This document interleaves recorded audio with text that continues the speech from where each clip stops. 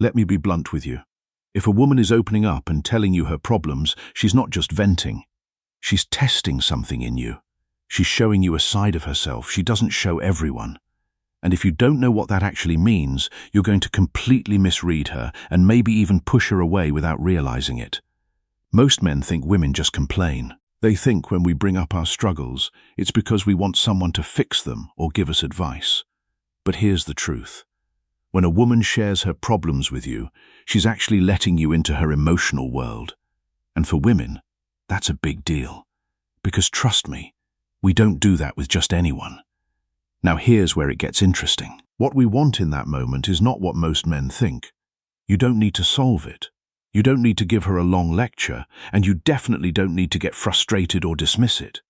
What we're looking for is something deeper. We're watching how you hold yourself when we bring you our vulnerability. Do you stay calm? Do you actually listen? Do you show us through your presence that we're safe with you? Because if you can do that, you immediately separate yourself from almost every other man out there. Most guys fail this test. They either get defensive, annoyed, or overly eager to fix it. And in doing so, they show us that they're not emotionally grounded enough to handle a woman in her real state. This is where Stoicism comes in. A Stoic man doesn't get pulled into emotional chaos. He doesn't lose himself when a woman shares her struggles. Instead, he listens. He studies himself. And he proves without saying much that he can carry himself like a man no matter what. That's exactly what makes women respect you and, yes, even fall harder for you. The ancient Stoics understood this principle intimately. Seneca wrote, "It is not that we have a short time to live, but that we waste a lot of it." And when a woman shares her problems with you, she is giving you a gift of her time and trust. Wasting that moment by dismissing her feelings or rushing to solve her problems is a form of emotional waste that she will not soon forget. Marcus Aurelius wrote in his Meditations, "You have power over your mind, not outside events. Realize this, and you will find strength." This is the essence of what women are looking for when they open up. They want to know if you have power over your own mind. They want to see if you can remain centered while they are struggling. If you can, you prove that you are a man of substance. If you cannot, you reveal that you are easily shaken, and that is not attractive. 1. Why women share their problems with you. Here's something you probably haven't thought about. Women don't share their problems with every man they meet. In fact, most of the time we keep things bottled up or share only with people we deeply trust. So, if a woman is opening up to you about what's bothering her, it's a sign that she sees you as more than just another guy in her life. It means at the very least you've earned enough trust for her to peel back a layer of herself that she usually hides. Now, let me be very clear. Women are naturally emotional. Yes, but that doesn't mean we're careless with who we show those emotions to. Think about it. If she's telling you about her bad day, about how her boss embarrassed her in a meeting, or how she feels left out by her friends, she's not just complaining for the sake of it. She's watching how you respond. She's looking to see if you have the kind of energy she can lean on, or if you'll just brush it off like everyone else. When women share their problems, it's less about the actual details and more about connection. We're giving you a chance to step into our world emotionally. If you meet that moment with presence, if you actually listen, if you nod, if you stay calm, then you're building something powerful without even realizing it. Trust. But here's the trap most men fall into. Instead of just hearing us, they jump into solution mode. They start giving advice like they're our life coach. And while sometimes we'll take that advice, the truth is that's not what we're really after. What we're really craving in that moment is to feel understood, not fixed. If you can give us that, you immediately stand out. Let me paint this in a real way. Imagine she comes to you and says, "I feel like I'm the only one putting effort into my friendships. No one checks in on me, and it makes me feel like I don't matter." Most men would instantly say something like, "Well, then just stop talking to them or find better friends." Logical, sure, but emotionally that misses the point. She's not asking you to build her a new friend group. She's asking you to sit with her in that vulnerable moment to say something as simple as, "That sounds really tough. I get why you'd feel that way." That's it. That's the power. By acknowledging her feelings without trying to fix everything, you show her that she's safe with you emotionally. And once a woman feels safe with you on that level, her attraction naturally deepens. Because deep down, every woman wants to know, can this man handle me at my rawest? So, remember this, if she's sharing her problems, it's not small talk. It's her way of letting you into her inner world, and that's the first step to creating real intimacy. 2. The test you don't realize you're taking. Here's the truth most men don't realize. When a woman tells you her problems, you're not just hearing her out. You're actually being tested. Not in a manipulative, game-playing kind of way, but in a very real, very instinctive sense. Women reveal parts of themselves as a way of measuring if you can handle it. Think about it. A woman doesn't want to waste her energy opening up to a man who's going to crumble, dismiss her, or make her feel foolish for being vulnerable. So, when she tells you about something that's bothering her, she's not only sharing, she's also silently asking, can this man stay grounded when I'm not? That's where so many men get it wrong. They think being stoic means being cold, detached, or indifferent. But that's not Stoicism at all. And it's definitely not attractive. Real Stoicism is about calm strength. It's about being centered even when emotions are swirling around you. When a woman sees that you can hold space for her feelings without getting rattled or trying to control the situation, that's when she starts to see you differently. She sees you as stable, and stability to a woman is magnetic. Let me break it down for you. When she shares her problems, there are a few different reactions you might have. If you dismiss her, oh, it's not that big of a deal, don't stress. She'll feel unseen. That tells her you can't handle her emotional reality. If you get overwhelmed, wow, that sounds crazy. I don't even know what to say. She'll feel like you're not strong enough to carry weight when life gets heavy. If you overreact, why would your friends treat you like that? You need to cut them off right now. She'll feel like you're adding more chaos, not calming it. But if you simply stay grounded, listen, and respond with calm presence, you pass the test without even knowing you're taking it. You show her that her emotions won't knock you off balance, that you can be steady when she's not, and that is a huge part of why women fall for certain men. Not because they're the loudest, richest, or most charming, but because they feel emotionally safe in their presence.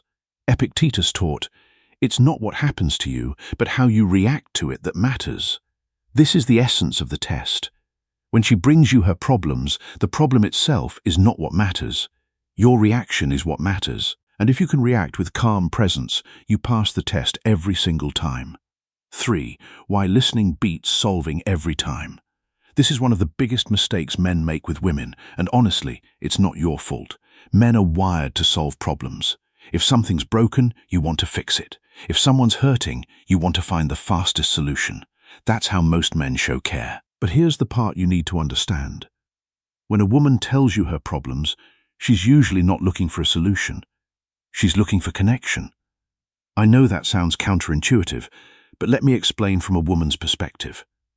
When we share our struggles, it's not always because we want an answer. It's because we want to feel understood. Think about it. If she says, my boss is making my life miserable. He never appreciates me. And your response is, well, just quit your job. That doesn't make her feel better. Even if you're technically right, it feels like you brushed past her feelings and skipped straight to a fix. What she really wanted in that moment was for you to hear her, acknowledge her, and let her feel safe enough to let it out. When you rush to solve, she feels like you're not really listening. And worse, it can make her feel small, as if her emotions are something you want to push out of the way instead of sitting with. But when you slow down, lean in, and listen with presence, that's when the dynamic shifts. That's when she feels closer to you. Here's the truth. Women fall for the man who makes them feel seen. Not the man who always has the perfect answer, but the one who makes her believe her feelings matter. That's why listening is more powerful than solving, because it builds emotional intimacy. And intimacy is what makes her attached to you. Stoicism comes into play here, too. Real Stoicism isn't silence, it's calm presence. It's being able to listen without jumping in, without getting defensive, without trying to prove how smart you are.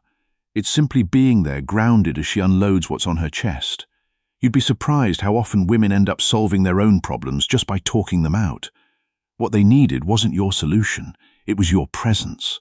4. Emotional vulnerability is her way of choosing you. Most men underestimate just how big of a deal it is when a woman opens up about her problems. You might think she's just venting or oversharing, but from a woman's perspective, emotional vulnerability is never random. We don't hand our struggles to just anyone. We hand them to the people we trust. So, when she chooses you to hear her problems, whether it's about work, her family, her insecurities, or even her fears, what she's really saying is, I trust you enough to see the unpolished version of me. That's not small. That's huge. And if you understand how rare that is, you'll start to see how it's actually her way of signaling interest. A woman doesn't share her heart with a man she doesn't care about.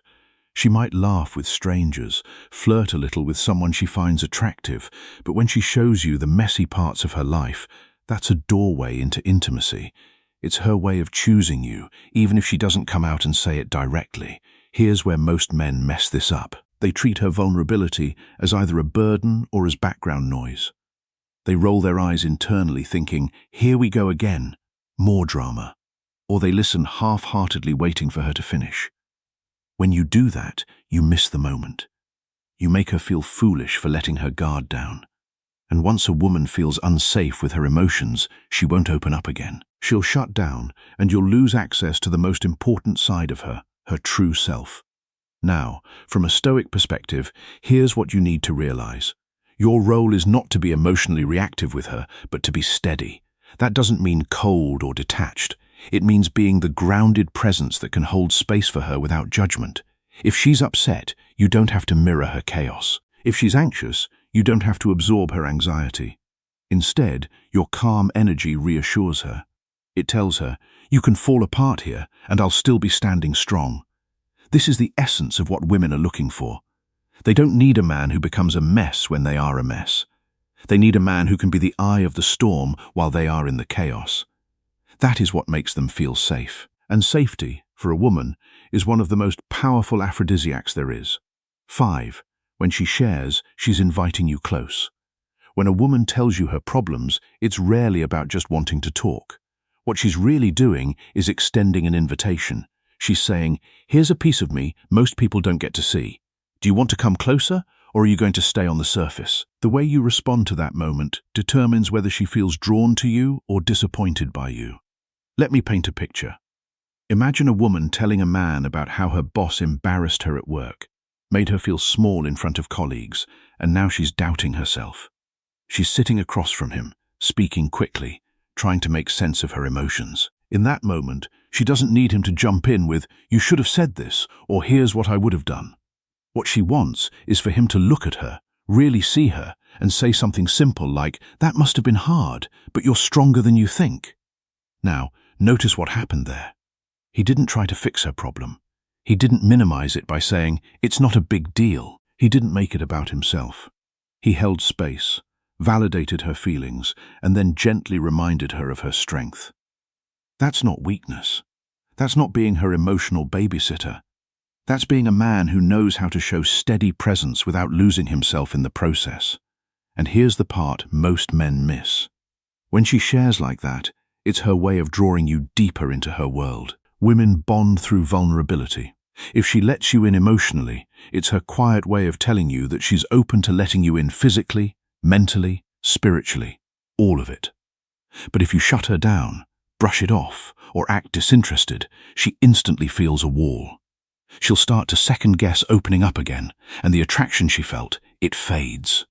This is why Stoicism matters here. Being Stoic doesn't mean being cold or distant. It means being calm, steady, and grounded in moments where her emotions might feel overwhelming. It means you don't lose your balance just because she's upset.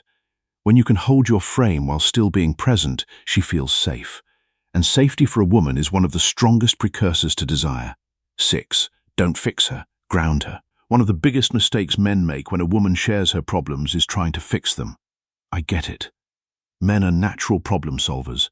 You hear her say she's stressed at work, and your instinct is to come up with solutions. Talk to your boss, update your resume, stand up for yourself. To you, that sounds logical and helpful, but to her, it often feels cold, dismissive, or like you didn't actually hear her. Here's the key you need to understand. When a woman is opening up, she usually isn't asking for a fix. She's asking for grounding. She's trying to feel steady again by leaning on your presence, your calm, your stability, your ability to just be there with her. That's what reassures her far more than any plan of action you can come up with. Think about it. If she's already overwhelmed, the last thing she wants is a lecture or a step-by-step process that makes her feel like she's failing at handling life. What she wants is simple acknowledgement. That sounds tough. I get why you're upset. By doing that, you show her that you're not afraid of her emotions. You're not running from her vulnerability, and you're not trying to silence her voice. You're grounding her, not rescuing her. And let me be blunt. When men constantly try to fix, it secretly pushes women away. She starts to feel like she can't come to you because she doesn't want advice. She wants connection. And instead of leaning on you, she'll start leaning on someone else emotionally. That's where men lose women without even realizing it. Grounding her means staying present and calm, even if she's storming emotionally. It's not about agreeing with everything she says or letting her vent endlessly. It's about showing her that you're solid, that you can listen, and that you're not shaken by her feelings. Women feel deep attraction to men who can stay strong without turning cold. So, how do you ground her instead of fixing her? Here are 3 simple shifts. Listen without rushing to answer. Let her get it out fully. Don't cut her off with solutions. Validate her emotions, not her problem. Say, I see why you feel that way. Instead of, here's what you should do. Stay calm and steady. If she's upset, don't escalate. Keep your tone slow, grounded, and controlled. It pulls her back into balance. When you learn this difference, you'll notice something powerful. The more you stop trying to fix her, the more she actually sees you as her anchor. That's when she starts to miss you when you're not around. That's when she thinks, no one makes me feel as steady as he does. And trust me, once a woman associates you with safety and grounding, you become unforgettable in her world. 7. The hard truth. Not every problem is yours to carry.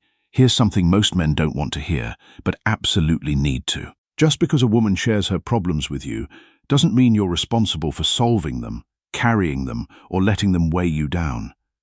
This is where so many men get stuck. You confuse support with self-sacrifice, and before you know it, you're drained, frustrated, and even resentful. While she doesn't feel any closer to you, listen carefully. Women are attracted to men who are stable, not men who drown in their emotions. If every time she unloads her stress, you internalize it, obsess over it, and make it your mission to carry, she's not going to see you as strong. She's going to see you as weak. And no woman respects a man who gets pulled under by her emotions. Here's the truth from a woman's perspective. When we tell you our problems, what we're really doing is checking if you can hold space without collapsing. We want to know if you're the kind of man who stays rooted even when we're messy, emotional, or chaotic. But we don't want you to carry it as if it's now your job. That's not attractive. It's suffocating.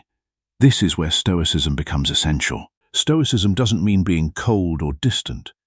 It means being grounded in yourself, having emotional discipline, and not letting external chaos shake your core. If you can listen to her, empathize, maybe even offer perspective, but still stay centered in your own frame, she'll respect you deeply. She'll trust you more. She'll feel safer with you. But if you become over-involved, constantly trying to take on her emotional load, you stop being a partner and start becoming her emotional crutch. And the hard truth, women don't desire men they have to lean on like that. They desire men who can be leaned on without losing themselves in the process. The man she respects is the man she keeps. Seneca wrote, "True happiness is to enjoy the present without anxious dependence on the future." This applies to relationships as well. If you are anxiously dependent on her mood, you will never be truly happy. But if you can enjoy the present with her, grounded in yourself, you will be free. And freedom is attractive. Here's the bottom line, brother. When a woman vents her problems to you, she's not asking you to solve her life. And she's definitely not looking for a man who gets swallowed by her emotions. She's testing, often unconsciously, whether you can remain strong, calm, and centered while she goes through her chaos. That's the difference between a man she respects and a man she tolerates. If you lose yourself every time she gets emotional, if you turn into her therapist, her fixer, or worse, her emotional sponge, you'll stop being the man she was attracted to in the first place. She doesn't need another problem. She needs a presence. And the men who master Stoic strength, who can listen and empathize and yet remain unshaken, those are the men women fear losing the most. So, don't carry what isn't yours. Don't confuse love with self-sacrifice. Don't abandon your own frame just to make her feel better in the moment. You'll end up drained, bitter, and unappreciated. Instead, stand tall. Show her through your composure that you can hold space without losing balance. Because at the end of the day, women don't forget the man who stays unshaken. They don't forget the man who can meet their storms without being destroyed by them. That's the man they miss. That's the man they respect. And that's the man they'll fight to keep. Be that man, her anchor, not her baggage. The Stoic emperor Marcus Aurelius wrote, "The soul becomes dyed with the color of its thoughts." If you cultivate thoughts of calm, steady presence, your soul will reflect that, and she will see it. She will feel it, and she will be drawn to it. Because in a world of chaos, a man who is anchored in himself is a rare and precious thing. Be that man, and watch how everything changes.